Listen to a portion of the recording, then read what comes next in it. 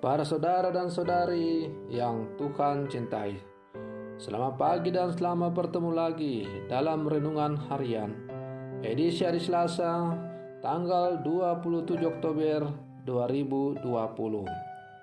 Mengawali hari yang baru ini, kita hendak mendengar dan merenungkan sabda Tuhan.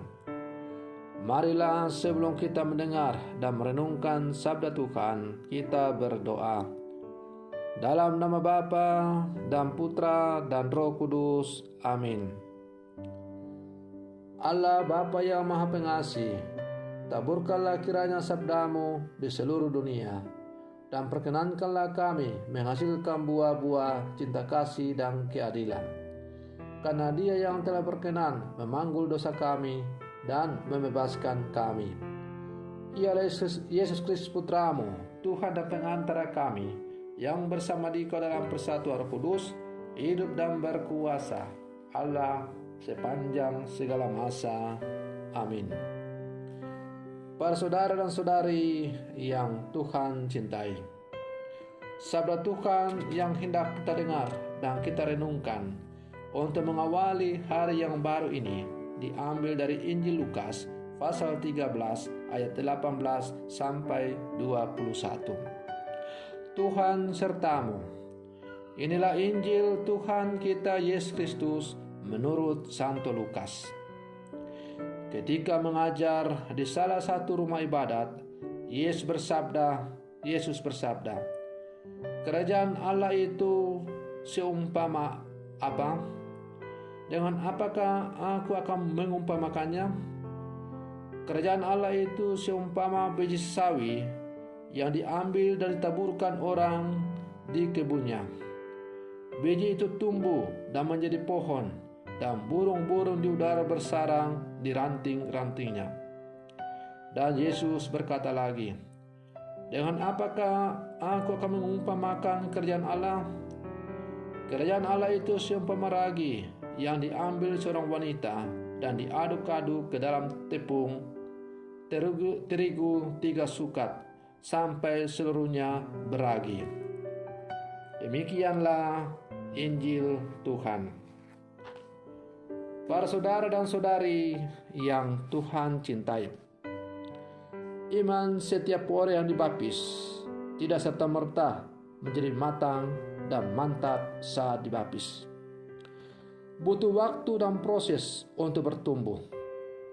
Iman dan sikap Kristiani yang mantap dapat dimulai dengan latihan-latihan yang kecil dan sederhana, tetapi berdampak besar dan dapat memberi kontribusi bagi pertumbuhan dan perkembangan hidup seseorang. Misalnya, dengan rajin membaca kitab suci, rajin mengikuti kegiatan-kegiatan di Kompas, mengikuti persekutuan doa, rajin ikut misa harian, rajin ikut misa pada hari Minggu, dan lain-lain. Para saudara dan saudari yang Tuhan cintai, pertumbuhan iman seseorang dapat dianalogikan dengan pertumbuhan biji sawi yang kecil dan sederhana, sebagaimana kita dengar dalam bacaan Injil hari ini. Biji itu lebih kecil dari butiran pasir, tetapi setelah dihamburkan dan tumbuh akan menghasilkan pohon yang tinggi. Dan kemudian pohon yang memiliki daya tarik bagi binatang unggas, khususnya burung-burung, untuk datang hinggap dan bersarang pada pohon sesawi itu. Para saudara dan saudari yang Tuhan cintai, Yesus menaburkan benih sabda Allah dalam hati manusia. Pertumbuhan benih sabda Allah dapat terjadi karena bimbingan Roh Kudus. Iman seseorang dapat berkembang dan bertumbuh subur berkat ketekunan dan keulitan untuk mendengarkan firman Allah, merenungkannya dan menghidupinya dalam sikap-sikap hidup yang kecil dan sederhana, di dalam keluarga, di sekolah, di tempat kerja, di tengah masyarakat di mana kita hidup. Kerajaan Allah dan nilai-nilai kebenarannya ditaburkan dalam hati manusia. Bagaimana nilai-nilai itu bertumbuh, Allah tetap bekerja. Namun dari pihak manusia pun mesti ada keterbukaan hati untuk menanggapi tawaran keselamatan Allah itu, agar mekar dalam iman dan nyata dalam kehidupan sehari-hari.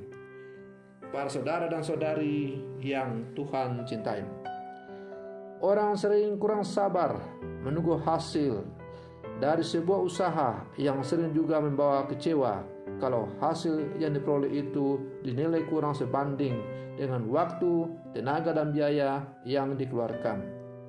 Akibatnya, hal-hal yang kurang produktif akan ditinggalkan.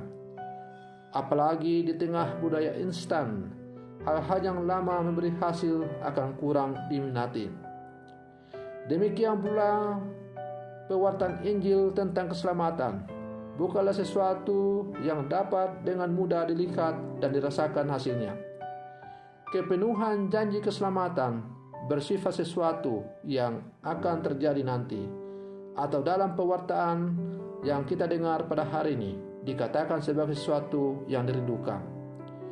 Keselamatan anak-anak Allah meminta kesabaran, ketekunan, dan pengharapan yang besar. Para saudara dan saudari yang Tuhan cintai, Yesus mengumpamakan kerajaan Allah dengan biji sesawi dan ragi. Dua hal yang kecil dan tampak tak berarti, tetapi bisa memberikan hasil besar dan mempengaruhi banyak hal. Karena itu bertekunlah dalam hal-hal kecil dan yang tampak membutuhkan waktu lama untuk memberikan hasil adalah keutamaan yang hidup menurut roh dan membiarkan dirinya dituntun oleh roh. Para saudara dan saudari yang Tuhan cintai, sebagai murid-murid Yesus yang hidup di zaman sekarang, kita jangan pernah jemu-jemu untuk selalu menghidupi iman kita sebagai orang-orang Katolik. Iman kita sebagai orang Katolik itu ibarat biji sawi yang telah ditanam oleh Tuhan sendiri ketika kita menerima sakramen pembaptisan. Melalui sakramen pembaptisan itu, iman kekatolikan ditanam di dalam hati kita. Menjadi tugas dan tanggung jawab kita masing-masing, keluarga-keluarga, kombas, paroki, dan siapapun, untuk turut serta saling bahu-membahu untuk menyirami supaya benih sabda Allah itu yang telah ditanam dalam hati setiap umat beriman semakin bertumbuh dan berkembang dengan baik. Para saudara dan saudari yang Tuhan cintai, agar benih sabda iman kekatolikan yang telah ditanam dalam hati kita masing-masing semakin bertumbuh dan berkembang dengan baik, kita tidak hanya cukup mengandalkan belas kasih Allah, bimbingan Roh Kudus, tetapi kita juga harus berani membuka hati kita, membiarkan diri kita untuk selalu dibimbing dan diterangi oleh Roh Allah. Dan kalau kita telah membiarkan diri kita untuk diterangi oleh bimbingan Roh Allah, maka kita membiarkan diri kita juga untuk selalu dibimbing ke jalan yang benar. Nah, para saudara dan saudari yang Tuhan cintai, marilah dalam kehidupan kita masing-masing kita berjuang saling bahu-membahu, menyirami supaya benih-benih iman kekatolikan yang telah ditanam dalam diri kita masing-masing, dalam anak-anak, dalam keluarga, dalam kombas, dalam paroki semakin bertumbuh dan berkembang, sehingga pada akhirnya kita boleh memberi kesaksian tentang iman kita sebagai orang-orang Katolik. Semoga demikian. Selamat pagi, Tuhan Yesus memberkati.